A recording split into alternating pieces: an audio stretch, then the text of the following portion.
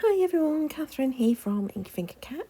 I am back with another 5 of the cards that I've been making with the pattern paper I started with at the beginning of the month and Kendra's card challenge number 22.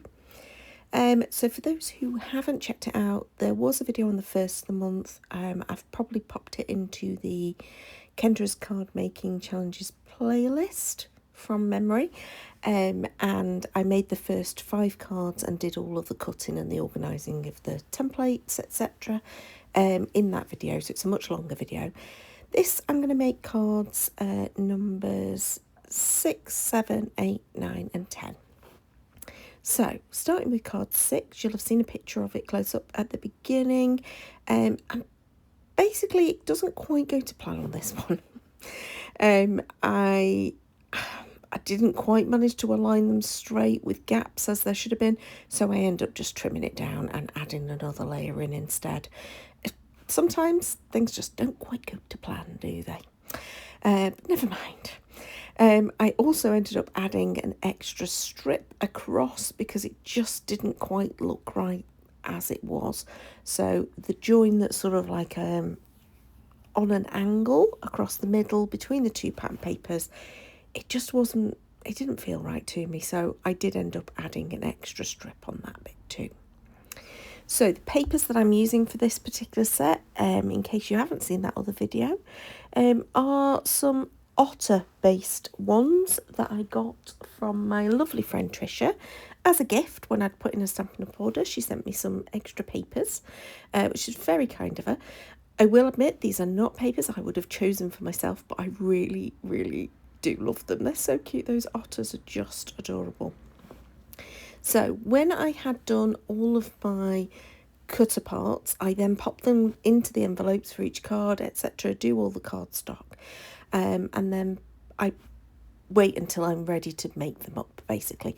I made the first 5 directly after, but then after that I've just kind of popped them to one side, and now I am managing to get at least the next 5 done. Don't know when I'll get the final 5 done, hopefully before the end of the month. I am grabbing ready-made sentiments for the whole of these cards so far. They're all ready-made sentiments. I'm not going and grabbing anything new from the stash, or anything, where I have to stamp or die cut it myself. So that particular one is an Alex Siberia die that I added to the top. I just thought the colours went well. Okay, this one, I really love the design, but it is a bit fiddly, I'm not going to lie. Getting these lined up to stick down, it requires a little bit of patience and thinking through. But I got there, it's fine. I did again have to just slightly trim the panel down because it wasn't quite aligned so that they went to the edge of the page, or the edge of the panel, so to speak. But I think I got them close enough, but it was just needed a little hair off each side just to make sure it was straight. So did that. It just means that the panel's just a teensy bit smaller than it should have been. Now, for each of the little triangles, I had adjusted the paper. It should have been a pattern paper. I just didn't think it looked right. So instead, I'm adding in this solid of the kind of teal coloured paper, and adding that for those little triangles to kind of create that pinwheel effect. And now I'm going to go and choose what my focal elements are going to be. Is that what I've done? I seem to have disappeared off camera for a while. Don't know what happened. Probably went to do something else. I don't know what I did. Basically, prior to making these cards, I did do a bit of extra die cutting of some of the scraps that were left. And so I have now got 2 trays of bits and pieces. So not just the cutter parts and the focal images that I had cut, like all those little otters, I had cut out of remaining pattern paper. I'd also created some like stamped images of seaside-y type images, the seagull and some like seaweed and shells. I had done those in advance. Then before I made these cards, so that's what I'd done before I even did the cutting apart of the paper. Before I did these ones, I had die cut a whole load of scraps of like really small scraps using a set of dies. And so those sort of like oval shapes are kind of like, I think they look like pebbles, which reminds me of the pattern paper with the pebbles. And so I've added those as sort of grounding features for my little otters. I did add a little ink to them just to finish them off. And then on this card, which is card number, let's say 8, I'm pretty confident I'm on number 8 now, I did add in some of the die cut sort of leafy shapes. They're sort of like, they're more the outlines of a leaf or a flower or something. I added those. I just thought that they looked a little bit like seaweed and I thought they would work.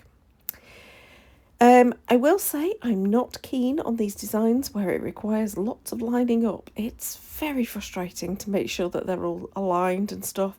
I'm hoping that the distraction of those pieces going over the top is going to be enough to note that actually I didn't get it quite aligned and there is a bit of a bigger gap on one side than there is on the other. But do you know what? It's only a small difference, and as I say, I'm hoping that that will work.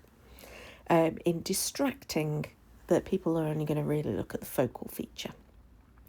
Focal feature, as you can see, I went very heavy with all of my little adhesive foam. I don't quite know why I went quite so heavy, but I did. I was obviously distracted. I was listening to an audiobook whilst I was crafting, so I obviously wasn't concentrating on what I was doing. But it's nice sometimes to just add in that extra dimension. You do not need as many foam tabs as I put on it, just because it lifts those little bits up and gives them some more prominence. I'm always one for a little bit of dimension. Nearly all of the cards I've added gems to in one variety or another. It's been really nice to kind of add in something slightly different in terms of colours. That's something I've enjoyed doing. Now, this one has got me flummoxed because I'm convinced I've used all the right papers. I'm convinced I've done it in the right way, but I've ended up with a panel that's far too long for the card. So I do end up chopping quite a bit of it off. And then because the side bits, I probably did cut too much off the side.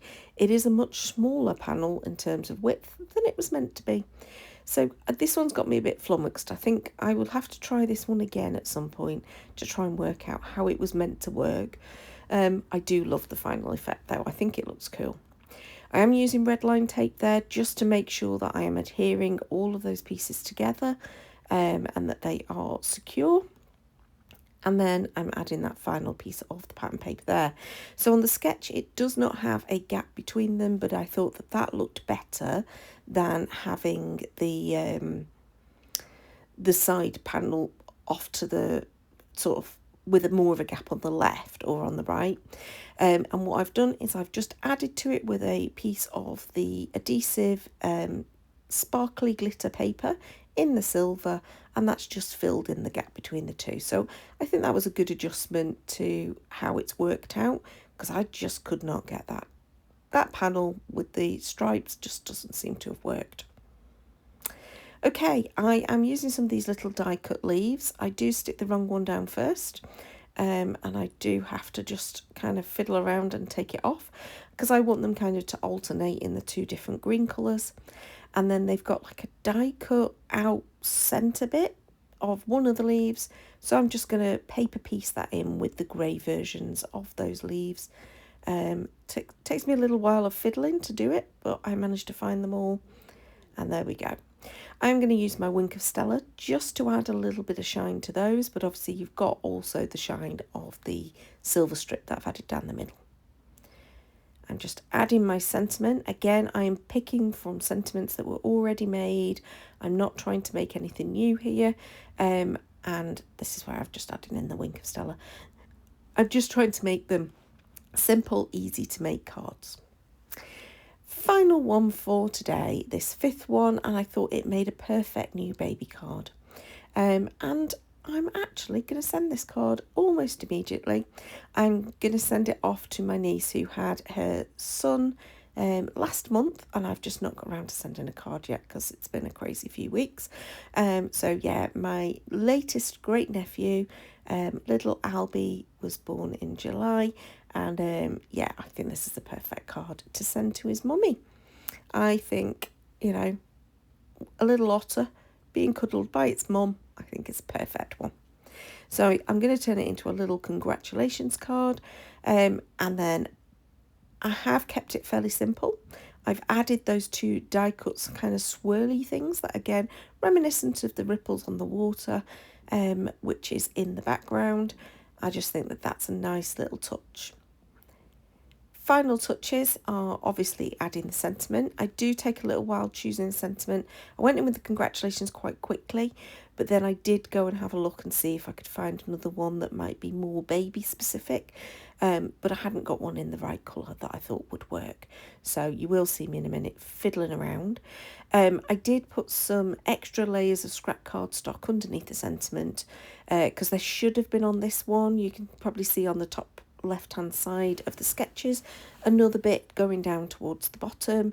I decided not to add that in, and decided that that bit wasn't needed for my card. And then I'm just going to add in some little silver gems to finish off. So that is my 5 cards done for sketches 6 through to 10. I hope you've enjoyed them. I think they're super cute. Those little otters are just adorable.